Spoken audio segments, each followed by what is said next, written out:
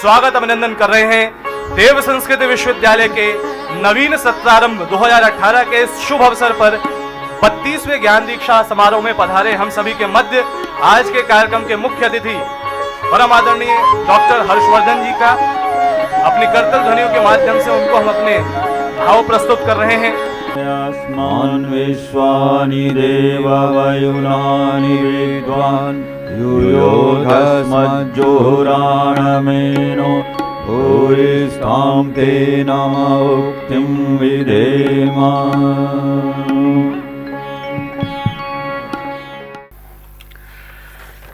आज के इस कार्यक्रम में यहाँ में देख नहीं रहे, लेकिन यहाँ हैं हम सबके लिए श्रद्धेय कुलाधिपति महोदय डॉक्टर प्रणव पांड्या जी। ज्ञान दीक्षा समारोह में उपस्थित सभी मेरे लिए बहुत ही प्रिय और श्रद्धेय अतिथिगण, इस कैंपस में जुड़े, मैं समझता हूँ कि सारी पवित्र आत्माएं यहाँ पर हैं। मैं केवल इतना कह सकता हूँ कि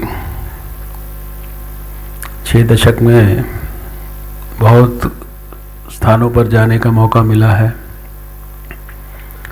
और 25 वर्ष के सार्वजनिक जीवन में बहुत कार्यक्रमों में जाने का मौका मिला है।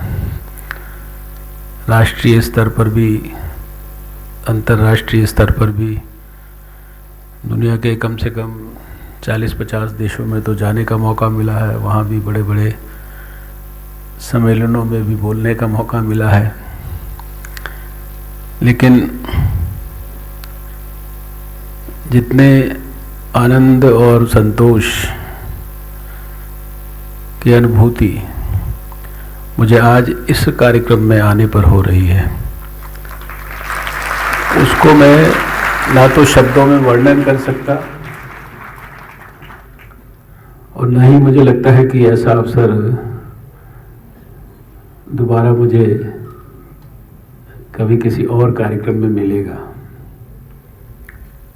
और डॉक्टर जिनमें ने ठीक ही कहा कि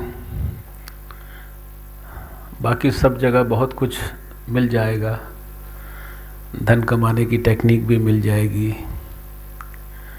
बड़ा इंजीनियर बनने की टेक्निक भी मिल जाएगी, सब कुछ मिल जाएगा, लेकिन जो कुछ यहाँ मिलेगा वो कहीं नहीं मिलेगा।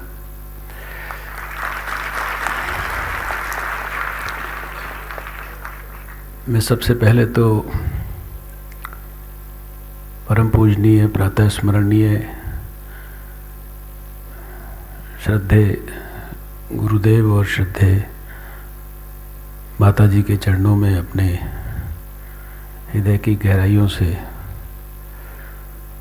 उनको प्रणाम करता हूँ, उनकी पवित्र स्मृति को। और मैं जानता हूँ कि आज जब,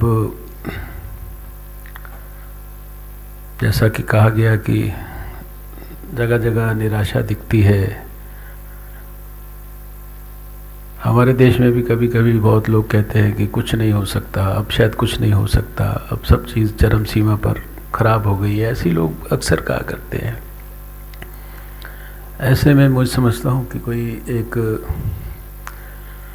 आशा की किरण है, तो इसमें कोई दो मत नहीं, ये निर्विवाद सत्य है कि जो गुरुदेव के द्वारा जो स्थापित और हम सबको जो उन्होंने निरंतर स्मरण कराए इस देश के महान जीवन मूल्य और मर्यादाएं, और उनको अपना मूल मानकर जो ये विश्वविद्यालय स्थापित हुआ है, ये मेरे लिए ये विश्वविद्यालय नहीं है और ये जो सामने आप लोग बैठे हो ये विद्यार्थी नहीं है। मुझे आप सब के अंदर और आपके इस विश्वविद्यालय में भारत का वो गौरवशाली अतीत वापस दिखाई देता है। और मुझे दिखाई दे रहा है कि शायद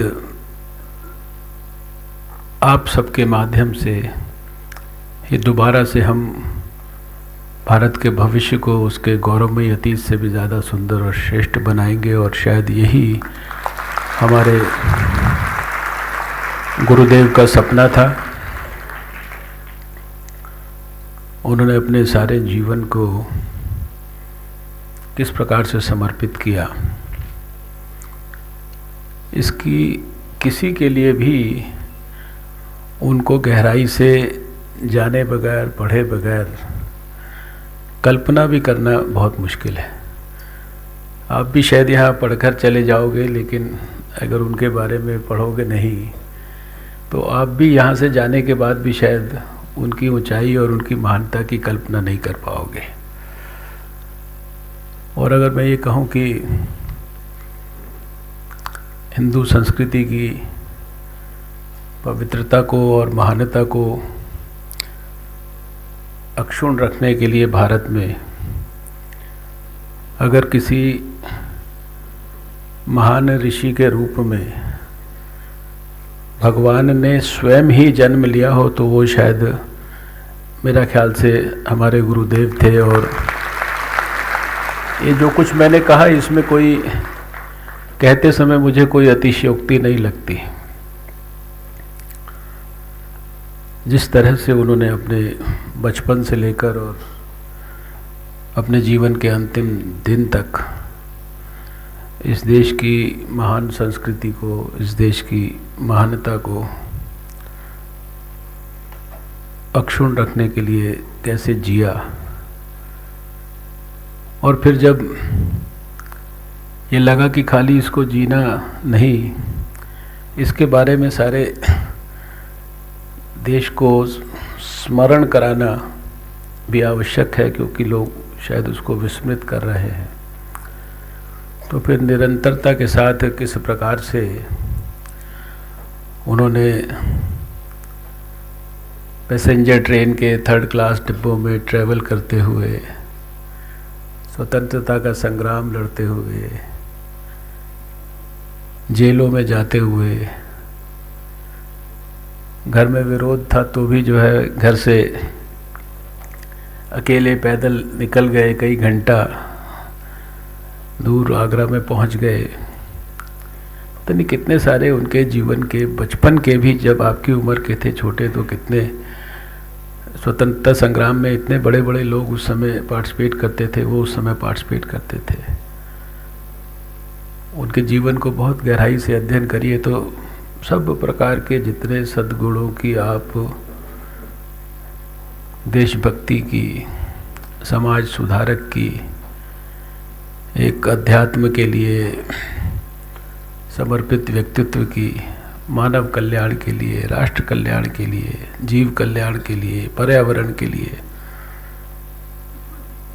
मैंने पर्यावरण के संदर्भ में उनकी पुस्तकों का इतना गहराई से अध्ययन नहीं किया हुआ था, लेकिन पर्यावरण मंत्री बनने के बाद मैंने डॉक्टर चिन्मय से कहा कि उन्होंने उनके बारे में जो लिखा हो मुझे भेजिए। तो मैंने देखा उसके बारे में भी उन्होंने कितना कुछ लिखा है। तो हम सब बहुत भाग्यशाली हैं, जैसा मैंने कहा कि इस परिसर के साथ आपको जुड़ने का मौका मिला है। जो मैंने आपसे कहा कि आप सौभाग्यशाली हो कि आपको एक ऐसे पवित्र स्थान पर पढ़ने का, दीक्षा प्राप्त करने का मौका मिला है, इसको साधारण जीवन का सौभाग्य मत समझिएगा आप। जो यहाँ मिलेगा, यहाँ से बाहर जाने के बाद कहीं नहीं मिलेगा। ये जो हमें इस देश में जो महान संस्कार मिले हैं, जो पवित्रता मिली है, जो हमारे गुरुवर ने हमें जीवन जीने की कला सिखाई है, जो हमें हज़ारों सालों से जो है हमारे पूर्वजों से मिली है, जो इस देश की महान परंपराएं हैं। स्वामी विवेकानंद भी क्या कहते थे, वो ऐसे तो पता नहीं कितनी चीज़ें उन्होंने कही, लेकिन उनके 2 वाक्य मुझे हमेशा बहुत अच्छे लगे कि जीवन में केवल वही लोग जीते हैं जो दूसरों के लिए जीते हैं, बाकी सब लोग जीते हुए भी मृतक के समान हैं। They only live who live for others. The rest are more dead than alive. इसलिए पैसा कमाया या नहीं कमाया, लेकिन अगर शिक्षा ठीक से ले ली, संस्कार ठीक से ले लिए और बेहतर इंसान बनने की प्रक्रिया शुरू हो गई, तो मैं ये समझता हूँ कि फिर सही मायने में जो शिक्षा का काम है वो पूरा होता है। मैं यहाँ सारे दीक्षा के कार्यक्रम में बहुत महान सब आचार्य हैं, तो मुझे भी अपने बचपन से आज तक के सारे आचार्य जो है यहाँ बैठे बैठे याद आ रहे थे, और मैंने भी सोचा कि कुछ जो बातें जो मेरे टीचर्स ने मुझे कही, शायद, हालांकि यहाँ तो ये तो स्थान ऐसा है कि यहाँ इतनी गहराई से, इतनी सच्चाई से, इतने सात्विक भाव से, इतनी ईमानदारी से इतनी महान शिक्षा दी जा रही है। गुरुदेव का आशीर्वाद है, डॉक्टर प्रणव पंड्या जैसे लोग हैं, और भी मुझे बहुत खुशी है कि डॉक्टर चिन्मय ने भी बहुत समर्पण भाव से इस, और न कभी कभी क्या होता है कि लेटेस्ट जनरेशन में लोग धीरे धीरे चेंज होने शुरू हो जाते हैं, समय के अनुकूल, modern times, to live with the times आजकल लोग कहते हैं। लेकिन जो इस स्थान की जो धरोहर है उसको किस प्रकार से बचा के रखा है। आपको मेरे गुरु ने क्या बताया वो कुछ भी बताने की ज़रूरत नहीं है, हालांकि क्योंकि आपके साथ, लेकिन फिर भी इसलिए शेयर करना चाहता हूँ। छोटी छोटी बातें हैं, ऐसी कुछ भी नई नहीं है उसमें, कि जब यहाँ से बाहर जाता है आदमी तो वो सब बाहर का जो समाज है वो सब चीज़ें भुलाने की पूरी कोशिश करता है जो आपको शिक्षण संस्थान में मिलता है, विश्वविद्यालय में मिलता है और ऐसे पवित्र स्थान पे मिलता है। स्कूल जब मैंने छोड़ा तो मेरे भी एक बहुत अच्छे प्रिय टीचर थे, तो वो हिंदी, अंग्रेज़ी और संस्कृत तीनों के बड़े विद्वान थे। तो मैंने कहा कि जीवन के लिए सबसे इम्पोर्टेंट चीज़ क्या है। वो अंग्रेज़ी के टीचर थे, बहुत लंबे लंबे सेंटेंसेस उनको पसंद थे। तो उन्होंने एक साधारण सी बात कही, भी आप सुनोगे तो आपको लगे साधारण ही है, लेकिन बाहर की दुनिया जब आप देखोगे तो शायद आपको लगेगा कि बहुत लोग भूल गए हैं इन बातों को। तो उन्होंने कहा कि honesty is the only ladder which can help a man climb the heightened height of ecstatic pleasure from the lowest pitch of abject fortune। जीवन में खराब से खराब किस्मत लेकर भी आप पैदा हो और वहाँ से सफलता की चरम सीमा तक जाना चाहते हो, तो उसके लिए एक ही सीढ़ी है, उसका नाम है ईमानदारी। वो इतना लंबा सेंटेंस था, तो मैंने कहा कि सर ये याद नहीं रह सकता, तो मेरी डायरी पे लिख दीजिए। तो फिर वो आज से 45 साल पहले, 46-47 साल पहले मेरी डायरी पे लिखा हुआ आज भी मेरे पास है।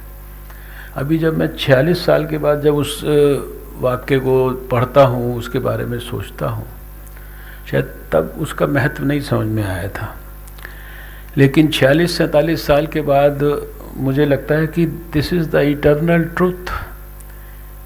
ये जीवन की सबसे बड़ी सच्चाई है। वो कहा करते थे कि कुछ ऐसी पावर्स हैं जो अनबीटेबल है। उसमें यहाँ पर भी ट्रुथ के बारे में कहा गया, ये ऑनेस्टी की जो पावर है ये अनबीटेबल है। ये सबसे बड़ा हथियार है आपके पास, कोई आपको बीट नहीं कर सकता इससे। अपने देश के बारे में तो हम सबको गर्व और गौरव है ही है, और ये देश तो, ये जो हमारा विश्वविद्यालय है, ये तो काम ही ये कर रहा है, ये तो दिन और रात जी भारत के लिए रहा है और भारत की संस्कृति के लिए रहा है। तो मैं हृदय से बहुत बहुत आप सबको प्रणाम करता हूँ, यहाँ सभी आचार्यों को, और हमारे मंच पर जो है सभी महानुभावों को, डॉक्टर प्रणव पांड्या जी को मैं इस कार्यक्रम के बाद मिलने जाऊंगा, वो अस्वस्थ हैं, लेकिन मैं ये समझता हूँ कि मुझे भी 25 साल हो गए सार्वजनिक जीवन में। अभी तक मुझको कोई ऐसा नहीं मिला, ना मैंने किसी के बारे में सुना कि जिसको भारत के राष्ट्रपति और प्रधानमंत्री बुलाकर बोले कि भाई आओ, तुमको राज्यसभा के अंदर आके अपनी सेवाएं देनी है। और वो कह नहीं, मुझे राज्यसभा में नहीं, मैं तो ये देश की सेवा जो है यहाँ पर जो है खुले वातावरण में करूँगा, यहीं पर मैं इन बच्चों को दीक्षा दूंगा। कोई दूसरा उदाहरण नहीं है। मैंने 25 साल में ना देखा ना सुना और ना ही मैंने कभी कोई पढ़ा। तो इसलिए मैंने बार बार आपको कहा कि ये बहुत पवित्र भूमि है जहाँ पर आपको जो है पढ़ने लिखने का मौका मिला है। और गुरुदेव का आशीर्वाद तो आपको जब यहाँ से आप पढ़कर जाएंगे, वो तो आपको एक तरह से बोनस के रूप में जीवन भर आपके साथ चलेगा। और जीवन में बड़ा बनने की डेफिनेशन जो है, वो बड़ा इंजीनियर भी छोटा हो सकता है, लेकिन एक छोटा सा इंसान भी बहुत बड़ा हो सकता है। तो बड़े की डेफिनेशन भी आप ही को डिफ़ाइन करनी है, और उसको डिफ़ाइन करने के लिए मैं समझता हूँ कि इससे ज़्यादा बेटर कोई जगह नहीं है। उसको समझने के लिए इससे ज़्यादा बेटर कोई जगह नहीं है। बहुत सारे कन्वोकेशन समारोह में, बहुत सारी यूनिवर्सिटीज़ में जाने का मौका मिला है, लेकिन आज के इस समारोह में मुझे जितना आनंद आया, मैं समझता हूँ कि उसके लिए मैं हृदय से ईश्वर का आभार व्यक्त करता हूँ और गुरुदेव को प्रणाम करता हूँ। नमस्कार, जय हिंद, भारत माता की जय।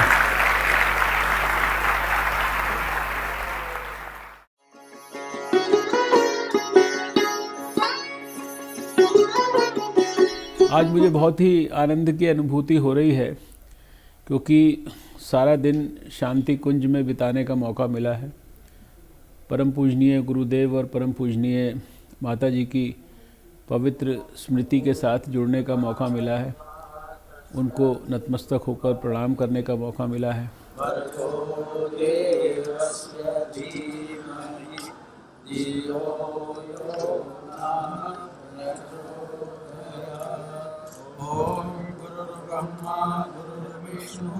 गुरुदेव महेश्वरः गुरुदेव परब्रह्म तस्मै श्री गुरुवे नमः।